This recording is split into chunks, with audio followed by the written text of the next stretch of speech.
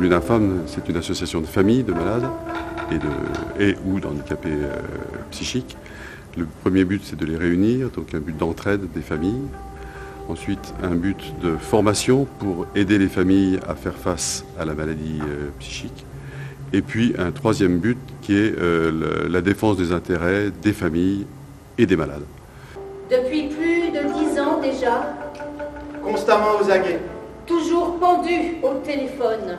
Balancé entre espoir et inquiétude. Donc l'OMS dit qu'au niveau mondial, c'est-à-dire dans n'importe quel pays que ce soit, c'est 6% de la population qui a des troubles psychiques sévères.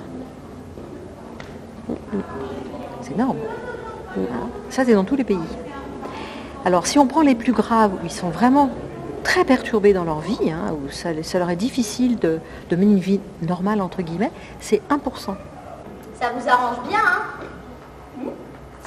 De rien voir, de rien savoir. Moi, je suis toute seule dans ma peau.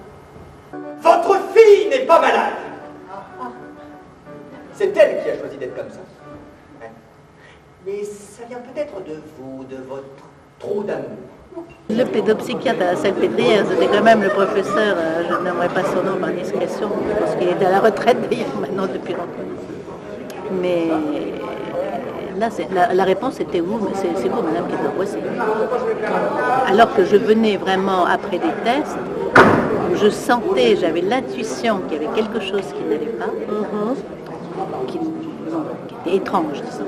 Je n'irai pas chez Sandrine. Ben pourquoi? Elle veut me tuer.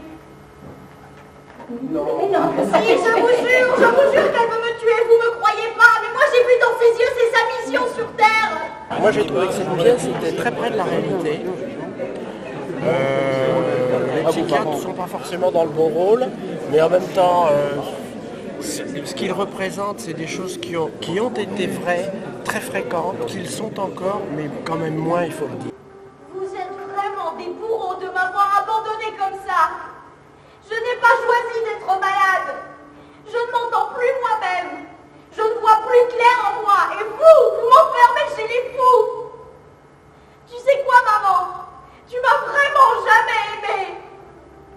En 2 ans et demi de présidence de l'UNAFAM, ici dans les Yvelines, et en des dizaines d'années d'expérience avec votre sœur, vous avez vu une évolution tout de même, le tabou s'estompe?